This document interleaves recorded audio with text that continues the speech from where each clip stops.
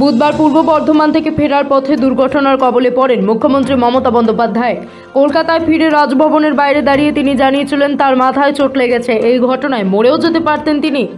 আমি জানি না, একটা কোনো গাড়ি আমরা দেখতে পাইনি, গাড়িটা কি আমরা বেরোচ্ছিলাম, ধরো আমরা একটা গলি দিয়ে বেরোচ্ছি তো, আর ওই গাড়িটা প্রায় 200 স্পিডে যাচ্ছিল, যেতে যেতে মানে আমাকে গাড়িটা প্রায় গ্যাসই করে দিত এবং গাড়ি মানে পুরো মরেই যেতাম ওখানে আমার যে ড্রাইভার ছিল পুলিশের, আমার যে ড্রাইভ করছিল সে, কারণ আমাদের তো হেলিকপ্টারে আসার কথা ছিল, আমরা আসিনি ওয়েদারের জন্য, ওর সঙ্গে সঙ্গে ব্রেকটা কষে এবং বুদ্ধিমানের কাজ করে ব্রেকটা কেটেছে। ব্রেকটা যখন বসেছে আমার পুরো ড্যাশবোর্ডটা এসে মাথায় লেগেছে, আর তখন একটা কনকাশন হয়েছে এবং কিছুটা রক্তও পড়েছে এবং কিছু ফুলেও আছে। বৃহস্পতিবার এই ঘটনার প্রেক্ষিতে সব জেলার পুলিশ সুপার ও বিভিন্ন কমিশনারেটের পুলিশ কমিশনারদের নিয়ে বৈঠক করেন রাজ্য পুলিশের ডিজি রাজীব কুমার। সূত্রের খবর, সেই বৈঠকে পূর্ব বর্ধমানের এসপি আমানদীপ ভৎসনার মুখে পড়েন ডিজি। রাজ্য পুলিশের ডিজি রাজীব কুমার বুধবারের ঘটনা নিয়ে তীব্র অসন্তোষ প্রকাশ করেন।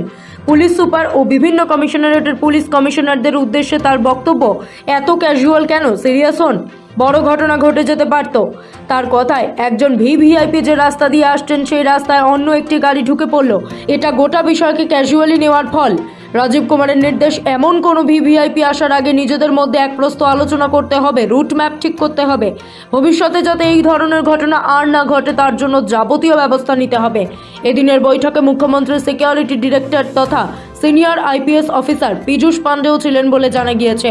মুখ্যমন্ত্রীর এই সিকিউরিটি ডিরেক্টর দেশের অন্যতম এলিট ফোর্স তথা প্রধানমন্ত্রীর সুরক্ষার জন্য গঠিত স্পেশাল প্রোটেকশন গ্রুপে দীর্ঘ সময় ধরে ডেপুটেশন ছিলেন।